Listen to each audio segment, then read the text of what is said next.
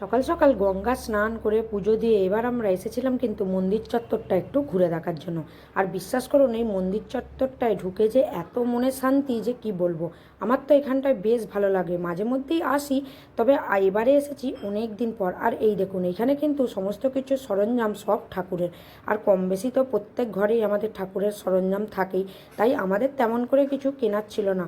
তবে আমার একটা ঘন্টা দেখে খুব পছন্দ হয়েছিল, যেটাকে হাত ঘন্টা বলা হয়, ওই আরতি করার সময় কাজে লাগে। তো সেই ঘন্টাটা আমাকে দাম বললো 450 টাকা। তো আমি তো শুনে চমকে গেলাম, কারণ আমাদের লোকাল দোকানে এর থেকেও দাম কম, ওই 200-250-র মধ্যে ছিল। তাই ভাবলাম না, এখান থেকে আর নিয়ে লাভ নেই, তাহলে এখান থেকে এত দাম দিয়ে কিনবো, তো আমাদের লোকাল দোকান থেকে কেনা ভালো। আর এই দেখুন না, শাঁখাপলার দোকানটায় শাঁখাপলাগুলো বেশ সাদা ধপধপ করছিল, দেখে যেন চোখটা ওই দিকেই আকর্ষণ করছিল। কিন্তু খুব সাবধানে অনেকটা দরদাম করে সাবধানে কিন্তু এখান থেকে কেনাকাটা করতে হয়, না হলেই কিন্তু আপনি ঠকে যাবেন। আর এই শাঁখাগুলো যতটা দেখতে সুন্দর, কিন্তু খুবই বেশিরভাগই পোকা বেরোয়।